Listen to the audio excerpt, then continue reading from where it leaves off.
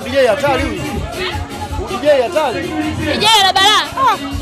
Wao una balaa wewe. DJ kalipwa. Anagonga vitu tu. DJ Yakopwa semaje? DJ Yakopwa. DJ yuko vizuri.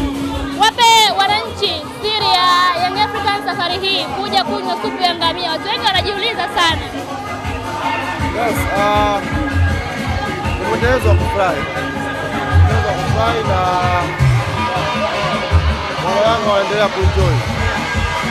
Hii mara 5 tumekunywa supu ya ngamia. Ikifika mara 10 inshallah tutakunywa supu ya Simba.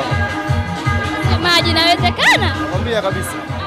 Mmepania. Mara ya 5 tumekunywa supu ya ngamia. Sikifika mara 10 tunakunywa supu ya Simba hapa. Na nitawaita wote tunamchinja tunamnywa hapa. Kumbe mna maandalizi ya kikamara. Maandalizi ya kunywa supu ya Simba hapa zikishafika mara 10. Dhamira ni nini hasa semaji? Watu wasema Young Africans na shughuli damdam. Dhamira ni kufurahi. Msimu huu tumepambana sana kupata ubingwa sana. Ndio maana leo pia watu wamekuja wengi hapa kwa sababu tumevuja jasho kupata uchampioni. Kwa hiyo ikifika muda wa kufurahi, tunatakiwa tufurahi sana. Sema Mwenyezi Mungu mwenyewe anatuambia tujivunie na tufurahie kwa yale ambayo ametubariki. Kwa hiyo sisi tumebarikiwa ubingwa, tunatakiwa tufurahi sana. Yaani hapa mbona bado kabisa. Kwa sababu unajua tuna mwezi huu wa 6, tuna mwezi wa 7, tuna mwezi wa 8 mpaka ligi ikianza. Kwa maana tuna miezi 3 ya kuwakera na kufurahi. Semaji, unaweza kukiri kwamba huu ndio ubingwa mgumu zaidi msimu huu? Kulikuwa kuna ups and down nyingi, kupoteza alama dhidi ya Tabora, lakini Azam FC, lakini pia kule Tabora kutokea wewe jambo kuhusiana na kuipambania Young Africans kuja kwenye msimamo kwamba hatuchezi then mpaka mnapata haki. Yes, huu ni msimu mgumu. Kwa ni msimu mgumu zaidi kuliko msimu ambao tunachukua ubingwa, na umekuwa mgumu kwa sababu kumekuwa na sio changamoto ya kumekuwa na hasa na chuki nyingi kwa klabu yetu. Yaani tulipochukua ubingwa mara 3 tuliwakwaza hata watu ambao hatushindani nao ubingwa, hata watu ambao sio wapinzani wetu, kwa sababu tu mafanikio na tabia ya kukaribisha chuki, kukaribisha hasad, basi watu wakachukia wakawa na hasad. Kwa hiyo ushindani ukawa sasa unaendana na chuki ndani yake, misuguano mingi ndani yake. Lakini alhamdulillah sisi dhamira yetu ilikuwa njema, dhamira ya mpira kushinda, na Mungu amekuwa upande wetu kushinda. Wenye dhamira mbaya Mungu ameachana nao wakadhalilika mwisho. Wazee mmewazingatia leo hii? Wao ndio walianza kutoa msimamo wa hatuchezi. Wametangulia kufungua shughuli yetu leo hapa kwa dua. Tumefanya dua kwa imani zote. Dua ya kwanza ilikuwa ni kumshukuru Mwenyezi Mungu kwa ubingwa, lakini dua ya pili ni kuiombea timu yetu kwenye mchezo unaokuja wa finali ya CRDB. Kwa hiyo wazee wametangulia na siku yao ilikuwa maalum ndani hapa. Wameenjoy sana. Kulikuwa kuna ugumu gani wa kukubaliana na msimamo wa mashabiki na viongozi na kuwa na jambo moja kwa ajili ya Young Africans? Hakuwa na ugumu wote. As long as mbele yetu kulikuwa kuna haki. Wakishakuwa na haki basi hakuna ugumu wote. Unamtanguliza Mungu na ipambania haki yako. Basi.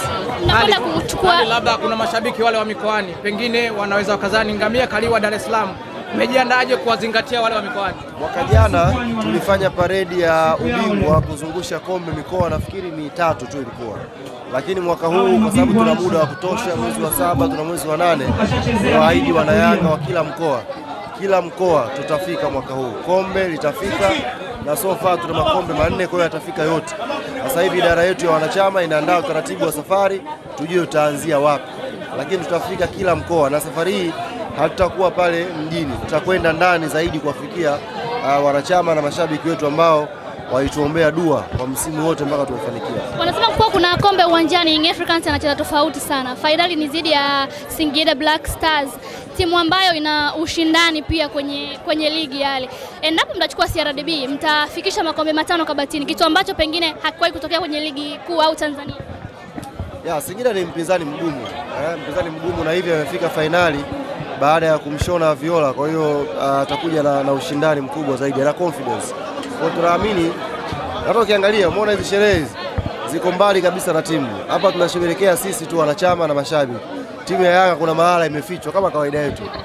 mtakuja kushtuka timu tayari kwa Zanzibar inajiandaa na fainali. Kwa hiyo timu inaendelea na maandalizi yake na tunaamini matakuwa maandalizi mazuri ambayo yatusaidia kupata ubingwa. Ali, kwa kumbukumbu zangu ni mara ya kwanza unachukua ubingwa mbele ya mtani. Kwa kumbukumbu zangu sidhani kama niko sawa. Je, kuna ugumu kiasi gani na furaha kiasi gani kuchukua ubingwa mbele ya mtani wako? Umemfunga lakini ndo mechi ambayo ilikuwa inaamua wewe kupata ubingwa. Ya, nafikiri tumekuwa tukichukua ubingwa mara zote na yeye akiwemo. Ile safari hii kilichoongezeka ni kwamba mchezo wa mwisho ambao unakabidhiwa kombe yeye pia alishiriki kwenye huo mchezo. Ni jambo kubwa kwa sisi na limetufurahisha kwa sababu sasa hawatakuwa na nafasi ya kuzilaumu timu ndogo, kwa sababu na wao walishindwa pia kuizuia Yanga isichukue ubingwa siku ya mwisho. Ndio kwa tumaliza ligi Dodoma, Ken Gold nani wengine wangetupa lawama kwamba mmeshindwa kuwazuia. Sasa watu wadogo walikaa pembeni, akapanda yeye mbele na tukamshona na yeye. Kwa maana yake hakuna ambaye aliweza kuizuia Yanga isichukue ubingwa msimu. Wanasema dabi bila shaka katika kumbukumbu zangu nadhani wewe ndio utakuwa Fabari medali nyingi. Hii kwako ikoje na unawaambia nini maafisa wengine ambao labda walikuwa kufikia kwa? Kwanza ni kutoa shaka.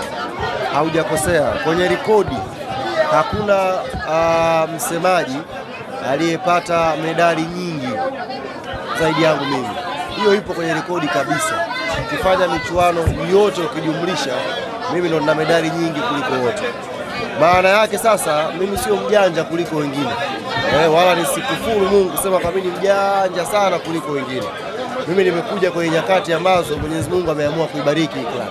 Kwa hiyo na mimi ameniweka kwenye hizo nyakati ambazo baraka zimekuwa nyingi. Kwa hiyo baada ya mimi kuondoka sasa ndio nitakuja kuzihesabu na nitakuja kuonyesha. Kwa sababu hujui idadi ziko ngapi? Ni nyingi shehe, sijui idadi ni ngapi. Hujui sema kwa maafisa wengine wanaokuja wanaoanza au wenye malengo. Waache tu unafiki na ubinafsi. Kwa nini?